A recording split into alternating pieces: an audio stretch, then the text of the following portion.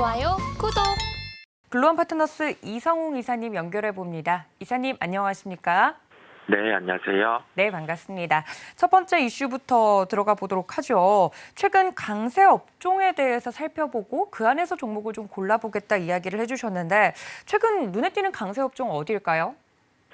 네, 일단 대형 IT 업종 대표적으로 그 업종 내에서 반도체 종목이 강세를 나타내고 있습니다.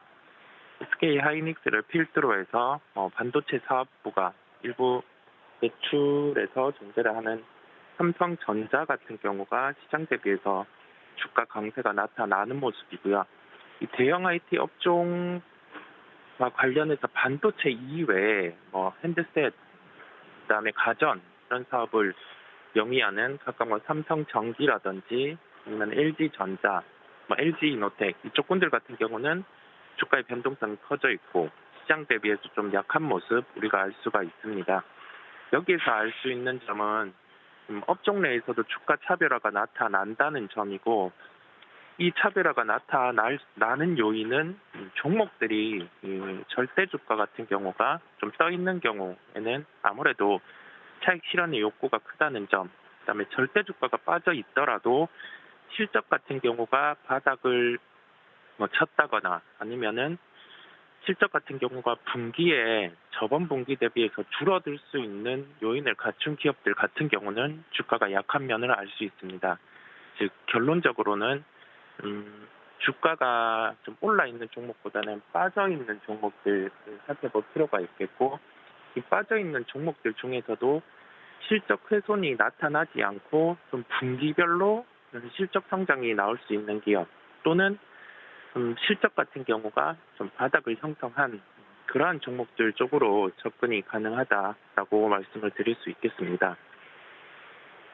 리오프닝 업종 같은 경우에도 성장주군의 성격을 갖춘 엔터 업종 쪽 같은 경우는 카카오 네이버가 선행해서 먼저 조정이 나오고 그리고 나서 좀 동반해서 조정이 나오는 모습이었는데 시장 반등이 나올 때 또는 시장이 이 지수를 유지해 줄 때 이 경우는 반등이 가장 강할 수 있습니다. 그렇다 보니 대표적으로 JYP 엔터, SM 이런 기업들은 업종 내에서도 선호주, 차 선호주 분야에 있다 보니 관심을 가질 필요가 있다는 점 말씀을 드릴 수 있겠고요.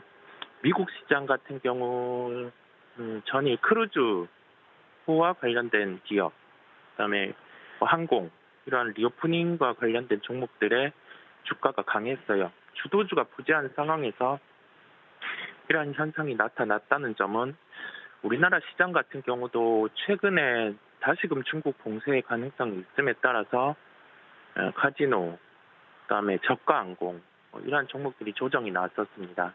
그다음에 오늘 시장에서는 미국 강했던 업종과 연결해서 좀 강력하게 이 부분을 매수를 한다라고 하기보다는 주도 업종이 크게 존재를 하지 않는 미국 시장에서 그래도 부각이 됐던 게 리오프닝 쪽이다 보니까 우리나라 기업과도 연결해서 매매에 대입해서 살펴볼 필요가 있겠고 이 중에서도 3분기 실적 같은 경우가 좀 긍정적이게 먼저 나타날 수 있는 종목 쪽으로 압축해서 먼저 살펴볼 필요가 있다는 점을 말씀드리겠습니다. 네, 대형 IT 업종 그리고 리오프닝 업종 좀 선별적으로 강세가 나오고 있다 이야기를 해드렸는데 저희가 어느 쪽에서 특징적인 종목을 오늘은 찾아볼 수 있을까요? 네, 오늘은 파라다이스를 말씀드리겠습니다. 파라다이스는 연간 영업이익 같은 경우는 흑자 전환이 나타나지 않을 수 있지만은 우리가 연간을 볼 게 아니라 분기별로 쪼개서 볼 필요가 있습니다. 왜냐하면 1분기 실적 같은 경우는 아직 반영 단계가 오픈이 이루어지지 않은 상황이었어요. 그렇다 보니 좀 최악의 실적을 반영을 했고 2분기부터 톤이 나아졌었고 3분기 같은 경우는 예상 영업이익이 300억 원대 초반이 예상되고 있습니다. 이 실적보다 못 나왔다고 해서 주가 반응이 꺾이고 그렇지는 않을 것으로 보여요. 왜냐하면 현재 기준으로 중국 봉쇄 같은 경우도 이제 이루어질 수 있다는 부분이 주목이 되고 11월부터는 제주 일본 노선이 본격적으로 재개가 되게 됩니다. 그러면 여기에서 4분기 실적에 대한 긍정적일 수 있는 기대감이 이제는 더해질 수 있다는 점에서 파라다이스를 선정을 하게 됐습니다. 주가 같은 경우는 최근에 조정이 나타났습니다. 아무래도 좀 반도체 업종에 수급이 집중되다 보니 이러한 현상이 나타나기도 했고요.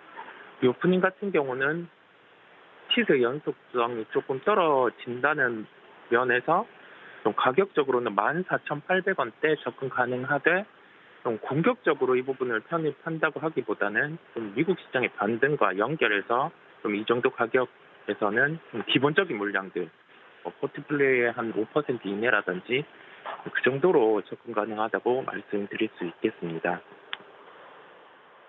네, 오늘의 첫 번째 특징적인 종목 파라다이스 이야기를 해드렸습니다. 가격 접근이 가능한 선까지 말씀을 드렸고요. 투자 포인트들 정리를 해드렸으니까 참고 부탁드립니다. 자, 그렇다면 다음 이슈로 바로 넘어가 보도록 하죠. 시가총액 상위주를 통해서 또 시장을 분석을 해주시겠다 말씀을 해주셨는데 어떤 종목들 위주로 좀 살펴볼까요? 거래소 기준으로 시가총액 상위주 같은 경우는 IT 업종이 아무래도 강합니다. 삼성전자는 시장의 특성상 이게 흘러갈 수 있는 부분이 수급의 영향을 많이 받다 보니까 즉 외국인 기관의 매매에 지수에 따른 변동 영향을 많이 받다 보니 노내로 할 수가 있겠고요. SK하이닉스 같은 경우가 좀 강세를 나타내면서 이게 하이닉스 같은 경우 시장 대비해서 0.5, 1 정도 더 강세를 나타내면 LG에너지솔루션 시가총액 2위, 그다음에 나머지 자동차 이쪽 군들은 수급으로는 조금 빠지는 경향이 있어요. 그런데 시장이 만약에 한 50포인트 정도 상승이 나타난다. 이 기준 안에서 보면은 LG에너지솔루션부터 해서 시가총액 1, 2, 3등 모두 강세를 나타낼 수 있습니다. 즉 여기에서 알 수 있는 점은 뭐냐면 IT 업종 같은 경우, SK하이닉스 같은 경우 어제 거의 종가 고가로 마감을 하는 모습이었어요. 만약에 오늘 일부 차익이 나와서 이 부분이 쉬어가면은 시가총액 2위인 LG에너지솔루션으로 수급이 들어올 수 있는 점을 시총 상위주 수급 흐름으로 연결을 해볼 수 있겠습니다.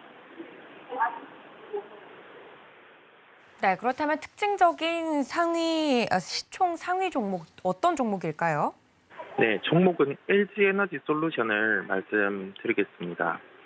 시장 변동성에서 우선 말씀드린 것처럼 시가총액 상위주를 매매에 대입할 수 있다는 점이겠고요. 수급 흐름의 중점입니다. 그렇다 보니 가격을 정해놓고 그 가격대에서 좀 매매를 대입해서 시총 상위주 같은 경우도 실제 매매에 대입을 할 수 있기 때문에 가격은 47만 6천 원대 접근 가능하다고 말씀을 드릴 수 있겠고요. 오늘 시장 같은 경우는 미국의 지표를 앞두고 있습니다. 그렇다 보니 좀 변동성이 줄어드는 시장이 연출이 될 수 있는데 투자자분들도 이 점을 염두에 둬야겠고 좀 굳이 급하게 종목들을 포트에 현금을 다 써가면서 늘릴 필요는 없을 것으로 보입니다. CPI 지표가 예상치보다 하회를 하는 시장은 강한 반등은 나올 수 있어요. 그리고 지표는 부합이라든지 그 정도 수준이 나올 수 있는데 역으로 여기에서 상회하는 지표가 나타나면 시장은 한 번 더 충격이 있을 수 있습니다. 그러니까 매수의 관점을 본다고 하면은 좀 강하게 접근을 하기보다 지금 시장의 성격상 좀 리스크를 강하게 짊어지고 가기보다는 좀 확인하고 가는 플레이가 필요하기 때문에 그 점을 염두에 둘 필요가 있겠고요.